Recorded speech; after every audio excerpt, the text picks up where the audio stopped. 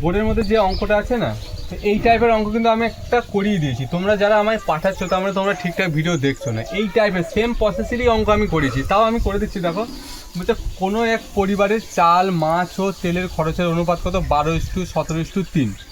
যদি জিনিসগুলির মূল্য 20%, 30% এবং 50% বৃদ্ধি পায়, তবে পরিবারটির মোট কত খরচ বৃদ্ধি পেয়েছে, মানে মোট খরচ কত বৃদ্ধি পেয়েছে। ঠিক আছে, তো দেখো কিচ্ছু না, এই যে অনুপাতগুলো দেওয়া আছে টোটাল করে দেবো, আর যে পার্সেন্টেজগুলো যে বেড়েছে সেগুলো টোটাল করে দেবো, বেড়েছে যেটা দিয়ে।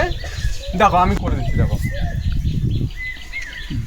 যে অনুপাতগুলো দেওয়া আছে সেগুলো যোগ করবে, 12+17+3, তাহলে টোটাল কত দাঁড়াচ্ছে? দেখো 17 আর 3 20, 20 আর 12 32 পেলাম। ব্যাস। এবার যে 20%টা হয়েছে কোন অনুপাতের উপর ডিপেন্ড করে? 12 অনুপাতটা কী ছিল?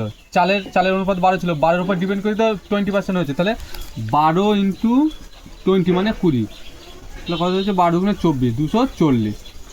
তারপরে দেখো 17%-এর যে মানে 17 অনুপাতটা ছিল সেটা বেড়ে কত হয়েছে? 30%, মানে 17 × 30, তাহলে 3×17 কত? 51। আর 3 অনুপাতটা বেড়ে কত হয়েছে? 50%, মানে 3 × 50, মানে 3×5 = 15, 150। এবার যে অনুপাতগুলো যোগ করলাম, তাহলে আমার এই যে বেড়েছে সেটাও আমার যোগ করতে হবে। দেখো 0 0 0 হচ্ছে 5 আর 4, 5 আর 1 6, 6 আর 4 কত? 10 0 হাতে হলো 1, 5 আর 1 6, হাতে নিয়ে 6, 7 8 9, মানে 900। এবার কি করবো বলো তো? এই পার্সেন্টেজগুলো যে বেড়ে আমার টোটাল এত হলো, সেই অনুপাত মানে সেই সংখ্যাটাকে আমি যদি এই অনুপাত দিয়ে ভাগ করে দিই, অনুপাতের যোগফল দিয়ে ভাগ করে দিই, সরি এটা 32 হবে, তাহলে দেখো আমার উত্তর কত আসছে। ছোটো ছোটো করে কাটো। আর দেখো 45 দুগুণে 90, মানে 450, আর 16 দুগুণে 32, তাহলে আবার 2 দিয়ে যাচ্ছে। দেখো 250 দুগুণে 450, 2 দুগুণে 4, সরি 2 দুগুণে 4, 2 1 2, 5 দুগুণে 10, আর এটা তোমার 8 হলো, তাহলে 225/8।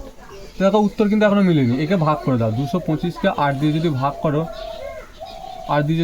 দেখো 8 দুগুণে 16, 5 16 17 18 19 20 21 22, তাহলে কত হচ্ছে? 64। তাহলে 3 8 24, সরি 8 8 64, মানে 64, তাহলে কত? তাহলে 1/8। দেখো 28.1/8%, এই যে